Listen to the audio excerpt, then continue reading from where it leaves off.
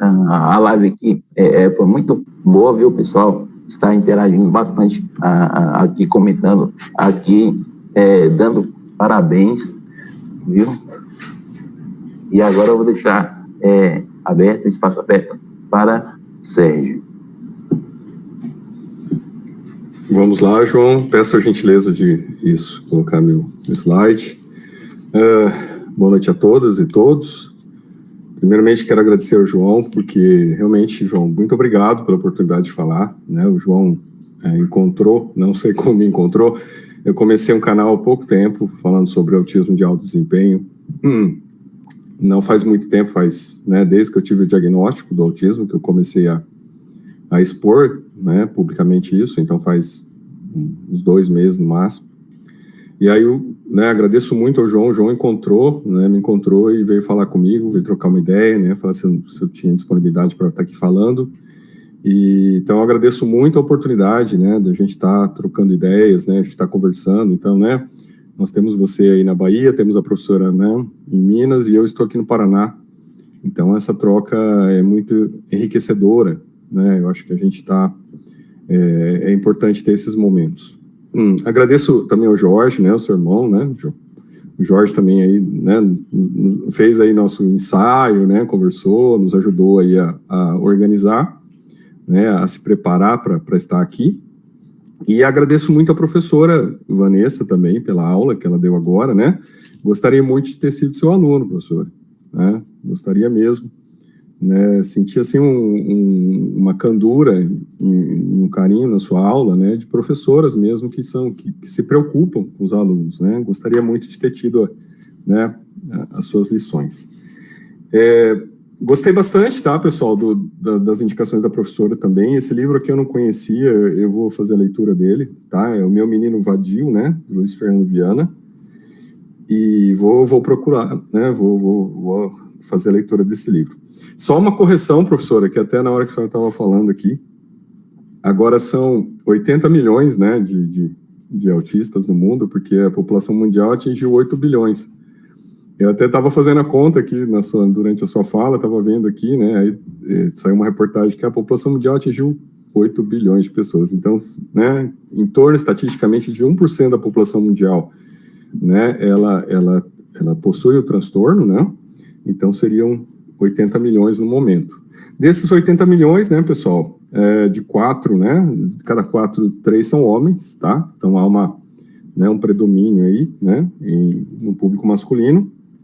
No meu caso, tá, eu tenho um tio que ele não é diagnosticado, mas, né, teoricamente, né, ele sempre foi uma pessoa neurodiversa, e o meu avô, por parte de mãe também, sempre uma pessoa neurodiversa, tá? Então, é mais ou menos a linha genética que a gente sabe, né, que mais ou menos aqui em casa a gente percebe, né, da onde veio, né? É multifatorial, mas é aquilo, né? É importante quando você, no caso do autismo de adultos, principalmente, né, quando você consegue buscar as explicações para a sua situação. Eu sou professor de universidade, tá, pessoal? E assim, né, sempre gostei de estudar. Fui uma criança com uma vida, assim, bem complicada, porque, né, eu reconheço as dificuldades que meus pais tiveram para me educar, né? Então, sempre se entendeu que aquilo era um TDAH. Tá? Então, isso é um diagnóstico que eu sempre tive, TDAH, né, e assim, tem esse processo todo. Porque na minha época, gente, né, sou uma pessoa que tem 49 anos, na minha época, né, a professora até colocou que 90%, né, dos brasileiros não são diagnosticados, né? E na minha época, a única, né, autistas eram pessoas que tinham um quadro severo, né? Ou um moderado bem explícito, né? Autistas nível 1, né, até coloquei o CID ali específico, o CID-11, né? No meu caso, que é o 6A0.0, né, que é o primeiro, né? O primeiro nível, depois tem o 6A02.1, né, e vai subindo, né? De acordo com aquelas comorbidades que vão sendo apresentadas. Então, no meu caso, não foi verificado, passou, né? Apesar de ser uma criança que sempre andou na pontinha do pé, apesar de ser uma criança com várias restrições alimentares, né? E passou, né? Com dificuldades de interação, né? Isso passou, porque na época não tinha esse olhar. E hoje, né, adulto e tendo esse diagnóstico agora, né, aos 49 anos, eu vejo que foi uma coisa que, para muitas pessoas, até conversei isso com as pessoas, né, que estavam fazendo os testes, né, que responsável por fazer meus testes, e elas falaram, olha, os adultos não chegam aqui, né, então os adultos não vêm fazer aqui os testes que são o ADUS-2 e o ADIR, né, e o SRS, que são, né, o padrão ouro, né, para avaliação, as pessoas não chegam, adultos, né, porque o adulto, né, pessoal, se ele conseguiu passar por tudo isso, não ser identificado como tal, né, provavelmente ele se adaptou, ele criou adaptações que permitiram ele chegar até ali, né, ele criou estratégias de sobrevivência, né, que permitiram, né, ele teve algum nível de suporte, de adaptações que ele conseguiu chegar. Então, por isso que às vezes, né, eu conheço até uma pessoa aqui, que ele é pai de uma, a filha dele tem autismo severo, né, e ele não se identifica como tal, né, eu acho que ele não tem, tá, mas ele tem, né, a gente até, é muito engraçado, né, quando a gente se encontra, a gente percebe, né, a conversa de duas pessoas com autismo conversando, né, até nossas companheiras ficam olhando assim, até rindo, né, da forma como que a gente interage. Mas, pessoal, então eu sou professor, né, já tenho bastante tempo, né, como é que pode um professor universitário, né, ter autismo, né, tá dando aula, falando em público, né, até nos testes lá, eu gesticulo, eu falo, né, eu consigo, né, estabelecer comunicação, então não tem, né, aí não aparece, né. Mas é aquilo, né? A gente vai criando as estratégias, né? A gente vai estruturando, né? Vai aprendendo a fazer as coisas com o tempo. E claro que o hiperfoco teve muito papel nisso. Tá? Então, sempre me ajudou demais, né? E sempre me ajudou muito para a área acadêmica. Então, sempre fui assim, poxa, eu gosto de estudar, vou estudar o que eu gosto. Como é que eu faço para estudar o que eu gosto? Né? Vou fazer um mestrado. Vou fazer um mestrado naquilo que eu gosto. Né? Depois, vou fazer um doutorado naquilo que eu gosto. E vou depois fazer um pós-doutorado naquilo que eu gosto. Então, assim, eu sempre consegui, na área acadêmica, né, ter um destaque usando o hiperfoco. Então, o hiperfoco, para mim, foi, né, o motor das minhas realizações. Por isso que ele é uma das hipóteses importantes daquilo que a gente, né, daquilo que eu quero trabalhar, que eu chamo de autismo de alto desempenho. Tá? Porque você tem o alto desempenho do autista que consegue, né, ter realizações na sua vida, ele consegue atingir um nível de realizações, e você tem a possibilidade de ir além. E esse ir além, que é o papel que eu cumpro aqui, tá? Porque quando a gente vai conhecer, né, a gente começa, né, aí você descobre o mundo, né, aí você começa a pesquisar, né, então para mim, eu estou no hiperfoco, né, gente, eu entrei no hiperfoco do autismo a partir do momento que eu tive o diagnóstico. Então, eu estou no hiperfoco de buscar informações, aprofundar, de tentar entender tudo. E eu fui vendo muito essa falha, né? De você tem terapias, né, para fazer a normalização, para você, né, recuperação de fala, né, desenvolvimento intelectual, mas você não tem algo específico para utilizar o hiperfoco como grande ferramenta que todo autista possui. Tá? Então, mesmo diante de todas as limitações, mesmo diante de um autismo severo, nível 3, ele tem hiperfoco. Né? A questão é a gente conseguir fazê-lo acessar o hiperfoco e transformar aquele hiperfoco em algo que lhe dê uma oportunidade existencial com o tempo. Então, uma construção. Né? Tem um grande savant, né? Savant seria os autistas superdotados. Tem um grande savant que ele até trabalha para o Google nos Estados Unidos, e ele consegue, o Google chama ele, para ele sobe no helicóptero, ele fica voando sobre Nova York, e ele fica verificando se depois ele vai no Google Maps e ele vai ver se, né, como é que está ajustado o Google Maps, se tem alguma falha, porque ele tem uma capacidade de memória fotográfica. Agora, veja, isso para ele também foi uma construção, ele construiu aquilo, né? Então ele, com certeza, desde criança, ele foi trabalhando aqueles potenciais, aquela capacidade inata que ele tinha, e foi transformando aquilo em algo maior. Então, esse é a minha grande hipótese de trabalho, né? De que, até a professora colocou aqui, né? Esse livro do Luiz Fernando Viana, de que realmente, eu agradeço muito aos meus pais, né? As pessoas que me criaram, porque a dificuldade foi muito grande, e eu reconheço isso, eu vejo que eles tinham um estresse muito grande, né? E eles sempre focaram na educação, né? Sempre focaram em permitir, né, que se eu tivesse com hiperfoco, que eu pudesse aprofundar naquilo, e que eu gostasse de aprofundar, buscasse informação, né, entendesse, né? Então, olha, pega esse livro aqui, olha isso, olha aquilo, né? Busque a informação, aprofundo. Então, veja, foi uma coisa muito importante, né? E isso me levou a conseguir chegar, né, numa área acadêmica, né, e conseguir, né, hoje ser professor de uma universidade pública e ter, né, condições agora de estar dando um retorno, de estar dando, né, uma participação nesse assunto, né, até como gratidão de tudo que aconteceu e podendo estar ajudando, né, e levando essa informação para os pais que hoje estão aí, né, com filhos que estão, né, na luta, que estão aí, né, vencendo, né, dia a dia, né, tentando ajudar e colaborar para a educação, né, das pessoas com autismo, e também levar uma informação para as pessoas que já estão adultas, que são autistas, né, ou que estão desconfiando que são. Hoje mesmo uma aluna veio falar comigo, né, falei que ia fazer aqui a nossa conversa aqui, convidei os alunos para assistir, e ela veio conversar comigo, que ela falou, olha, né, minha irmã já foi diagnosticada, né,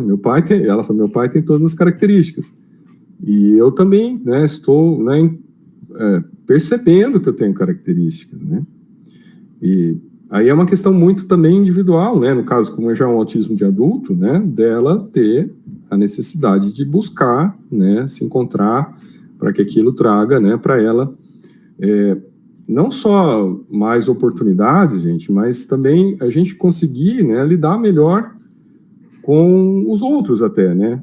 Então, né, quando eu olho hoje, né, depois do diagnóstico eu comecei a olhar o meu passado e das coisas todas, né, situações, por exemplo, de ser mandado embora, né, de locais que eu trabalhava, de universidades, que nunca foi por um problema de falta de capacidade técnica de dar aula, mas de uma interação, né, não no nível satisfatório com, né, os mantenedores, vamos dizer assim, né, para as pessoas que tinham, né, que tinham cargos, né, que estavam ali, né, que eram responsáveis pelas instituições.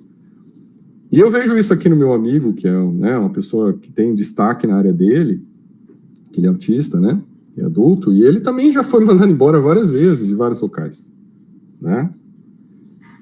E uma das características é essa, dificuldade de autistas, né, adultos, conseguir trabalho, conseguir, né, o seu espaço, né, e muitas vezes sem saber, né, da sua condição, sem entender da sua condição, né, então fica batendo cabeça, fica sendo mandado embora, fica, né, com dificuldades, arruma empregos insatisfatórios, né, relacionamentos insatisfatórios, e não entende que aquilo muitas vezes é porque ele nunca teve o diagnóstico, ele nunca, né, foi a ele explicado que ele era uma pessoa com autismo, ele nunca teve essa chance, né, então 90% dos casos não é diagnosticado, então você imagina a quantidade de pessoas, né, sem saber dessa condição, e que podem ter limitações na sua vida, né, que vão realmente lhe causar algum nível de sofrimento, tá? Tem até algumas estatísticas de autistas que acabam, né, sozinhos, isolados, né, sem trabalho,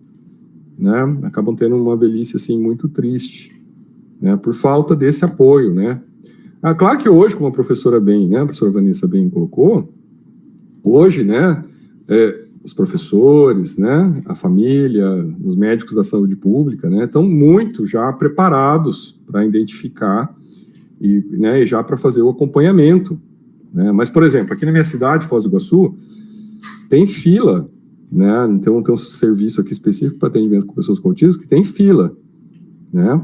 Tem uma escola aqui também, né, que atende, que ela também tem fila, né? Fila de espera, né, pela quantidade de casos, né, que estão sendo, né, reportados e atendidos. Bom, pessoal, aí, contando um pouco aqui da história, né, para eu tratar da minha hipótese aqui, que eu pretendo trabalhar com vocês, tudo começou na pandemia, tá, gente? Não só começou para mim na pandemia, mas aqui no Paraná, por exemplo, tem um juiz que ele, durante a pandemia, ele também se descobriu autista, tá? Aqui a gente tem a história dessa professora não, ela é professora também, tá?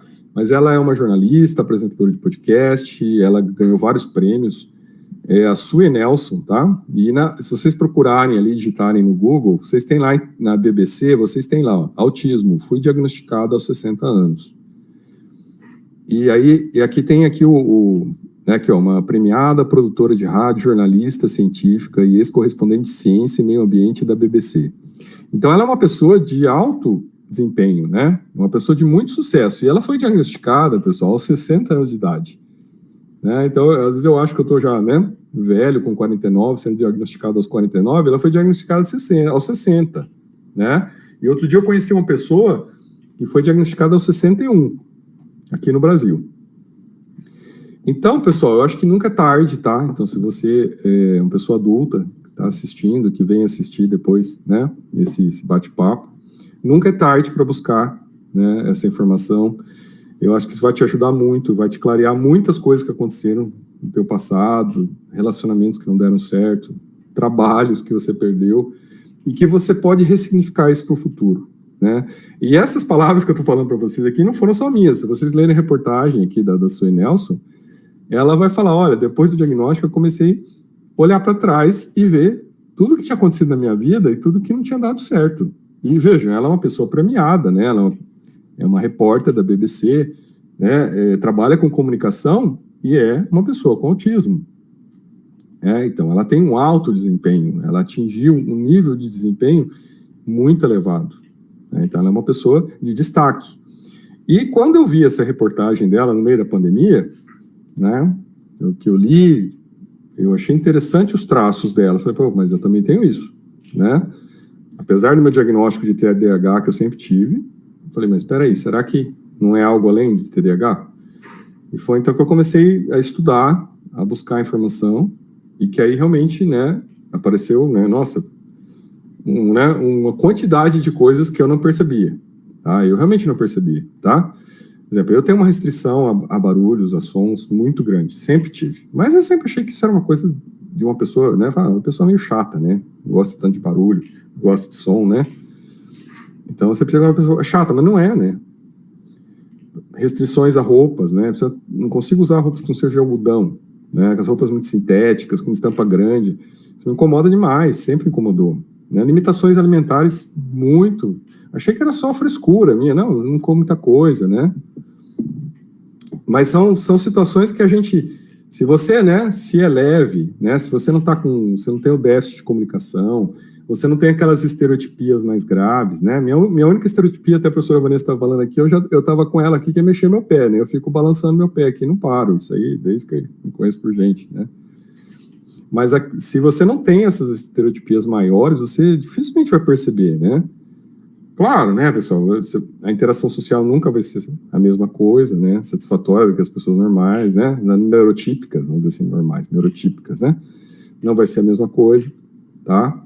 Eu prefiro a noite, eu prefiro a madrugada, então quando tá tudo em silêncio, né, ó, baixa influência luminosa, né, baixos sons reduzidos, para mim é a melhor hora do dia, a hora que eu tô, né, aqui no meu espaço estudando, né, no meu hiperfoco, né, buscando aquilo que eu estou no momento interessado em fazer, em pesquisar, em escrever. Então é uma coisa muito, muito clara, né, essa questão né, da ligação do hiperfoco com o autismo de alto desempenho. E é isso que é a minha hipótese, tá, pessoal? É isso que é a minha hipótese. Então aqui, esses slides que eu estou colocando são todos do blog que eu estou escrevendo, né, que se chama Autismo de Alto Desempenho. E, né, uma das primeiras postagens foi a questão da saga, né? Então, assim, adultos, né? Muitos não vão se interessar, né? Muitos não vão nem perceber que são autistas, né? Vão achar que na dificuldade deles na vida, de comunicação, né? De interação, de relacionamento, de trabalho, muitas vezes a pessoa vai achar que ela é assim, que é normal. Mas não é, né? Às vezes a pessoa é um autista e ela não sabe disso. E aí ela realmente fica limitada sem saber que ela poderia, né? Uma vez que ela tenha lá o diagnóstico, uma vez que ela se apresente com autismo, como pessoa com autismo, que ela possa ter uma oportunidade profissional melhor, né? Que ela possa ser, ou as pessoas com quem ela vai trabalhar tenham um pouco mais de empatia, né?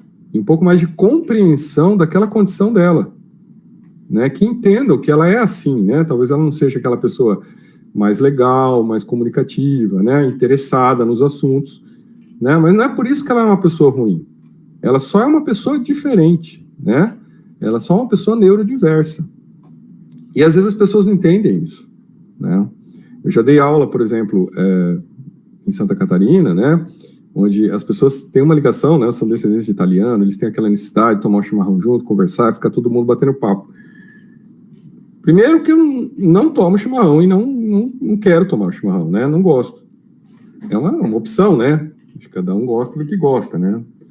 E eu não participava da roda do chimarrão e também não ficava nos momentos de conversar assuntos, né? Ficavam lá conversando coisa leve, dando risada, e eu não conseguia me afinizar com aquilo, né? Então você acabava sendo estranho naquele grupo de professores, né? Mas não entendeu? Não por maldade, mas é porque a questão do neurodiverso estava ali presente, né? E aí você acaba sendo alguém fora do grupo, né? A pessoa fala, esse cara é chato, né? É antipático. Ele não quer participar com a gente, ele não quer, né, socializar com a gente, não quer se misturar. Mas não é isso, né? Então faltava a compreensão, faltava o entendimento, né, de que eles estavam diante de uma pessoa com autismo. E que essa pessoa com autismo, ela vai ser neurodiversa e ela, se não tiver no hiperfoco dela, ela não vai querer conversar sobre coisas que não estão no hiperfoco, ou que não interessam para ela. Então ela vai parecer ser uma pessoa muito chata, né? E ela vai ficar fora. Ela vai... não quero... não tem que conversar, né? É muito complicado isso. E essa saga da busca do autismo na adultidade, né, é um grande desafio. É um grande desafio. Eu tenho visto, né, eu comecei também a fazer um pequeno Instagram, tá, gente? Tá tudo muito pequeno, assim, tá tudo muito incipiente, tá tudo muito no começo, mas já apareceram algumas pessoas ali e conversando comigo, né, que têm desconfiança, que são, né, que têm um transtorno, estão no espectro, e que, né, elas, ao verem eu falando das dificuldades, né, do conjunto da situação, elas se identificaram com aquilo, né, e viram que, olha, peraí, né, eu tô com muitas características aí. Eu já tive, agora na faculdade a gente está com 2 alunos diagnosticados no primeiro ano, um moderado e um leve, tá? Então, a gente está acompanhando eles. Nós já tivemos 2 outros alunos com diagnóstico de autismo leve, que passaram pela faculdade e não se apresentaram como tal. Tá? Eles permaneceram com o diagnóstico dele em silêncio, por quê? Porque eles não sentiram necessidade de falar isso, né? Depois da faculdade que eles foram falar sobre o assunto. E aí chega nesse outro slide aqui que eu quero mostrar para vocês, né? De uma questão que eu coloquei lá no blog, que é assim, por que alto desempenho, né?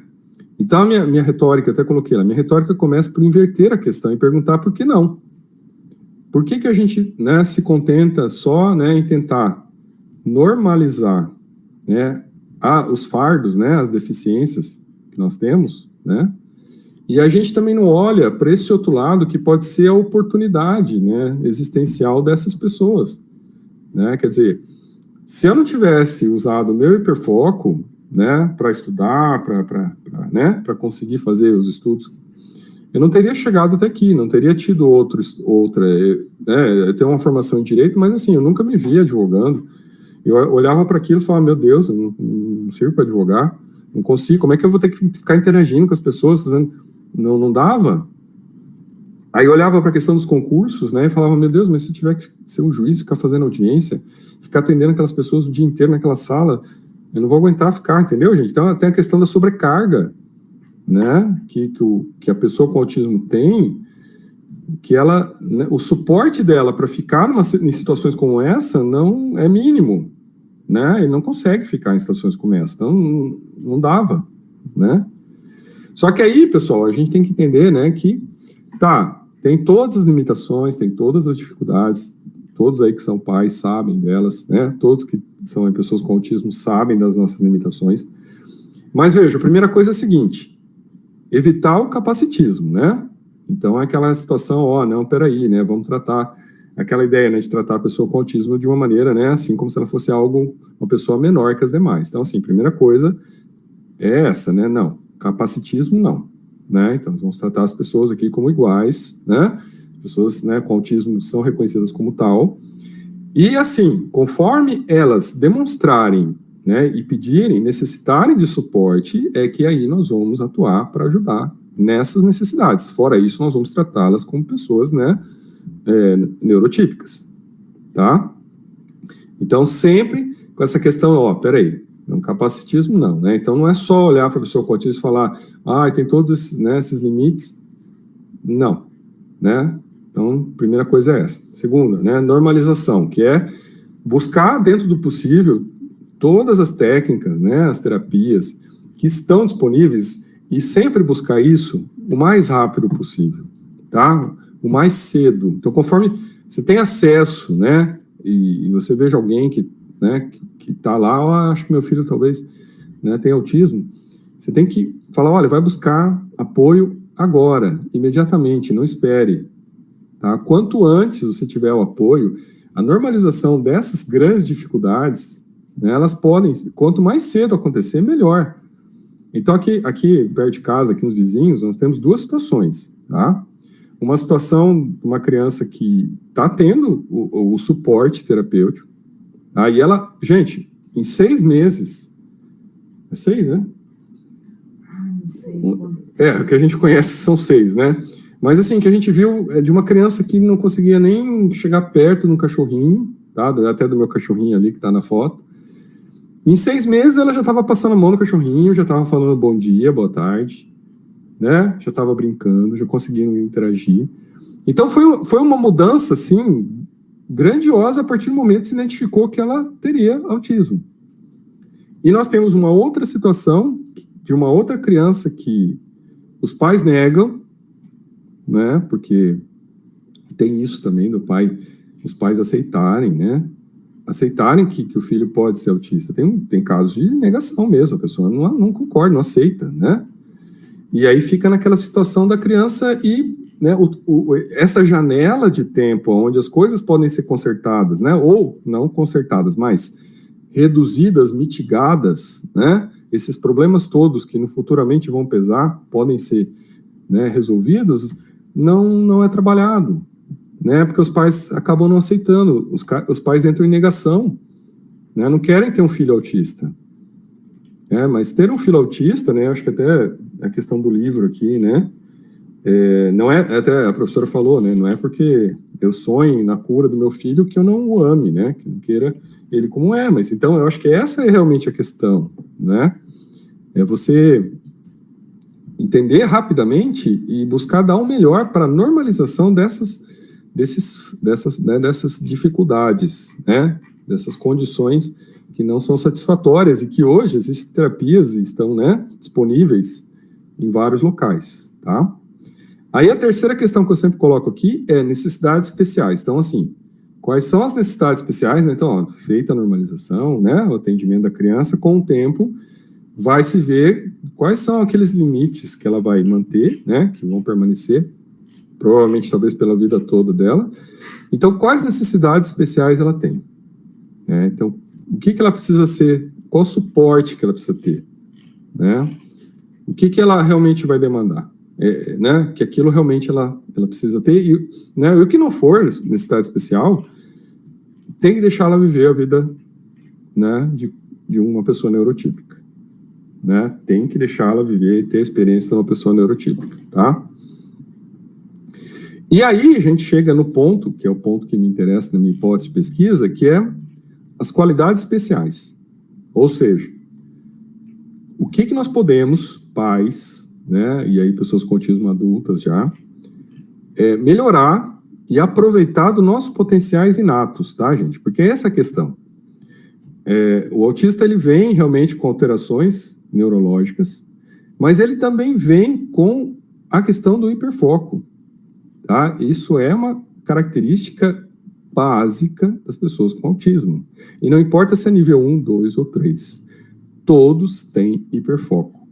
Agora, como é que eu trabalho com o hiperfoco e descubro, né, habilidades, potencialidades, capacidades dessa pessoa para que ela possa transformar isso, né, em qualidades especiais, para que ela possa, na vida, utilizar isso, por exemplo, profissionalmente. É a realização dela. Pensando aqui no longo prazo, né? Não é só corrigir, né, pessoal? Por isso que eu vi a questão aqui, não é só normalizar, né? Não é só, olha, então, a comunicação melhorou, né? Já consegue passar a mão no cachorrinho, já consegue conversar, já está indo para a escola, já consegue falar bom dia, interagir, brincar.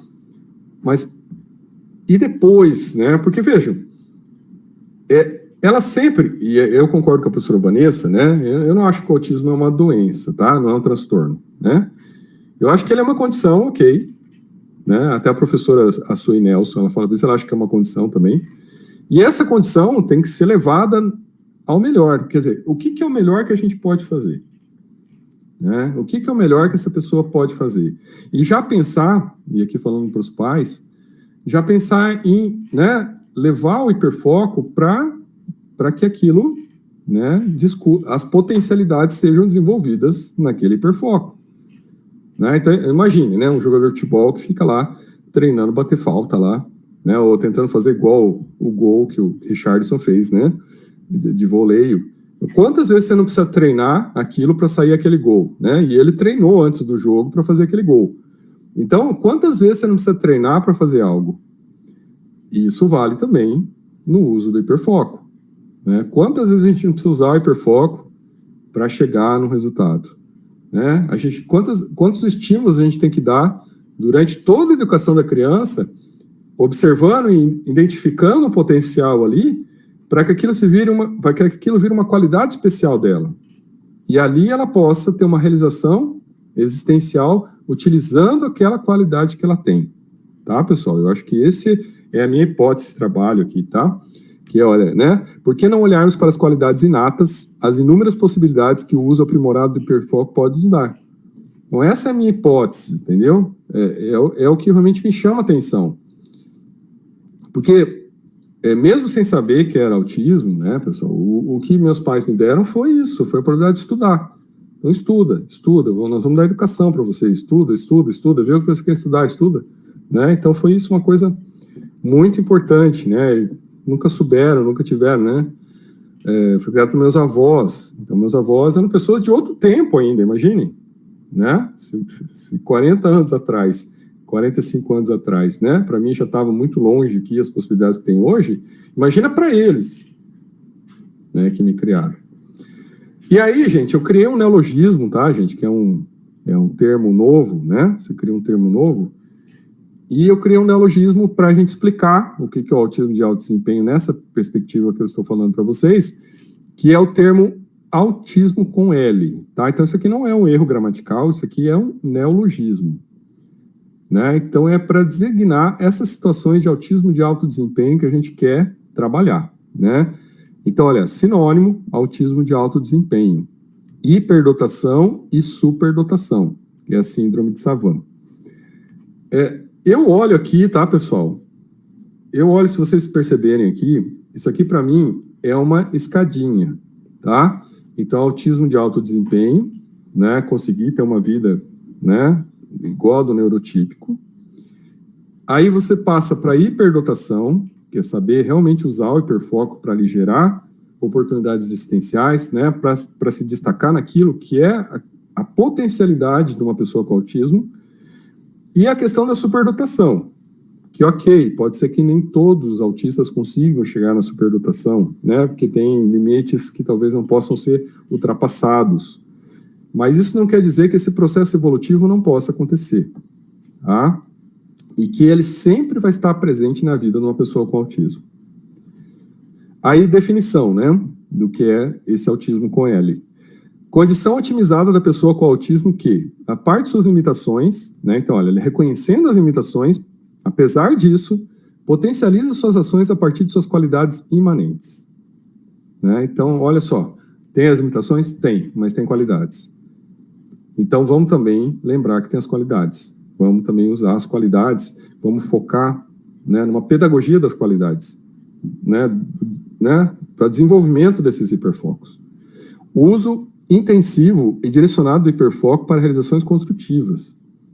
Né? Então, né, buscar por uma pedagogia construtiva que aquele hiperfoco vá acrescentando, né? Ele vai sendo ampliado.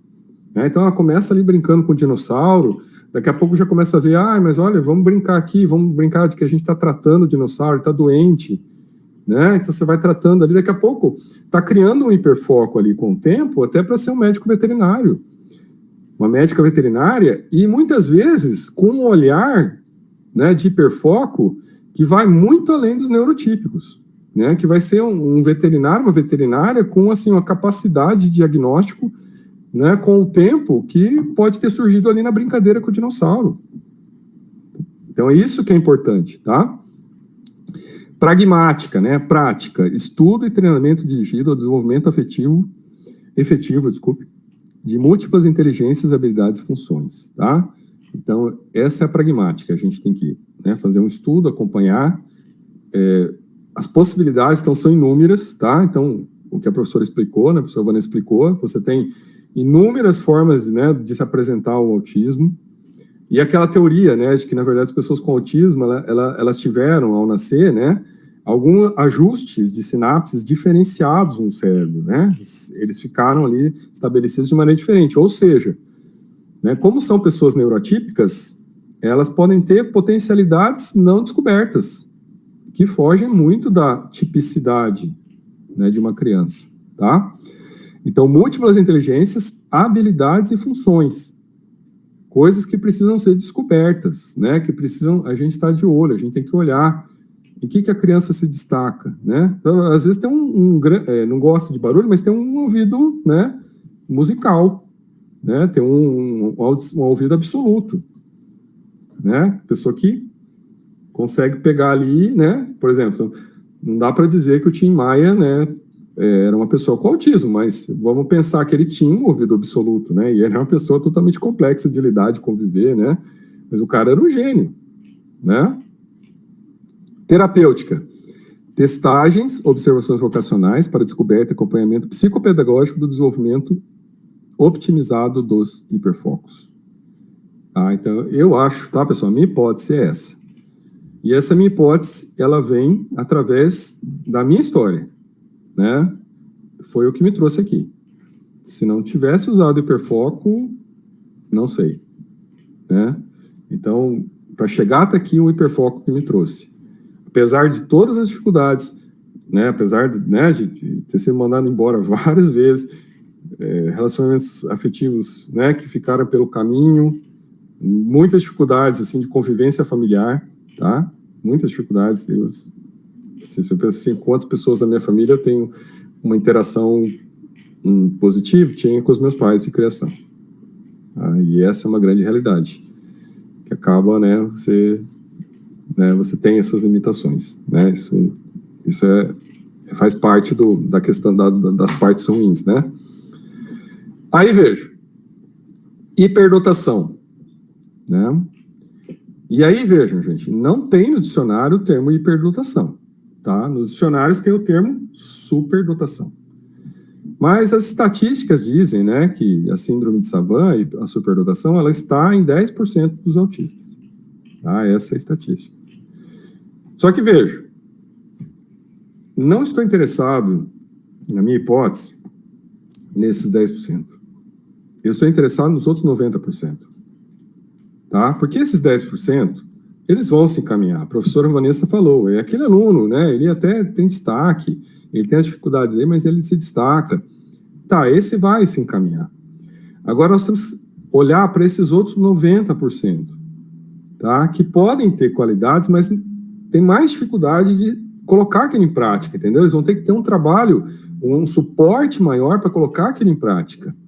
E aí que a gente vem ao termo hiperdotação, tá? Que a gente não vai encontrar no dicionário, vocês podem olhar no dicionário, não existe, tá?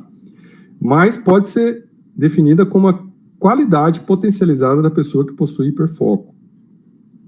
Então, veja, a gente parte lá da recuperação das dificuldades, da normalização, chega nas necessidades especiais, e aí vai para as qualidades especiais a partir da hiperdotação, que é quando eu vou começar a olhar e falar, peraí, tem aqui algo, aqui a gente pode encaminhar, né? E vamos transformar esse hiperfoco aqui, né, o uso do hiperfoco em hiperdotação, né? Vamos potencializar a capacidade de usar o hiperfoco.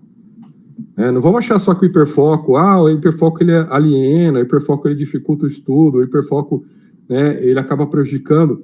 Não, vamos tentar, né, usar o hiperfoco para colocar as possibilidades ali, vamos fazer o hiperfoco, né, fluir ao favor. Isso que eu sempre usei, né, e eu acho que deu certo, porque tudo que eu fui fazendo no hiperfoco, eu fui muito fundo, né?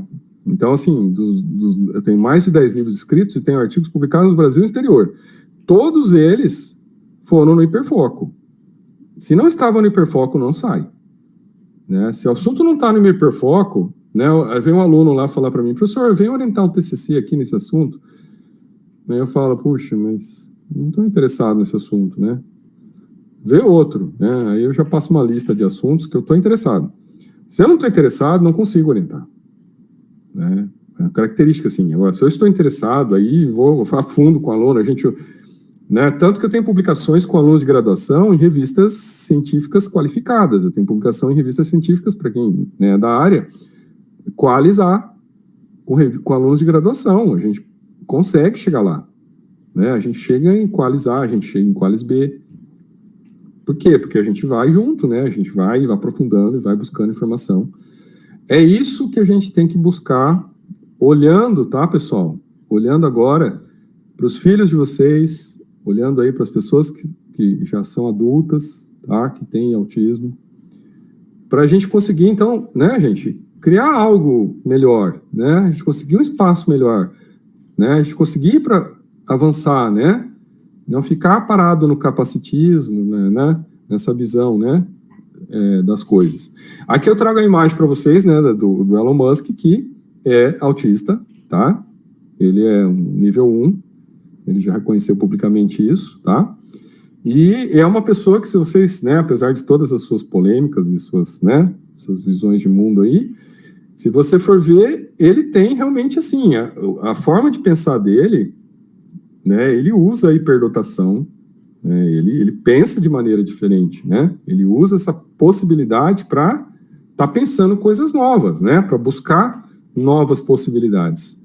Claro que ele tem recursos, tem suporte, é a pessoa mais rica do mundo, não é? Claro, você vai falar aí fica fácil, né? Mas eu estou dizendo aqui que dentro das nossas possibilidades, né, é olhar nesse sentido, né? Então, até que eu coloquei o texto aqui, né? Na verdade, lá no blog eu explico, né? Aí eu até coloco aqui, ó, hiperdotação é uma construção possível e atingível. Com o tempo, tá, pessoal? É olhar para o hiperfoco, seja na pessoa no leve, moderado ou severo, e incentivar o hiperfoco, né? Incentivar que ali seja, né, utilizado, até coloco aqui, ó, a criança deve ser ensinada a utilizar o seu hiperfoco de maneira divertida, intelectiva e construtiva. O importante é ela saber, desde cedo, que esta é sua maior qualidade, o traço força de sua personalidade. Então é ali que está o superpoder do autista, né? E eu acho que isso precisa ser ressaltado.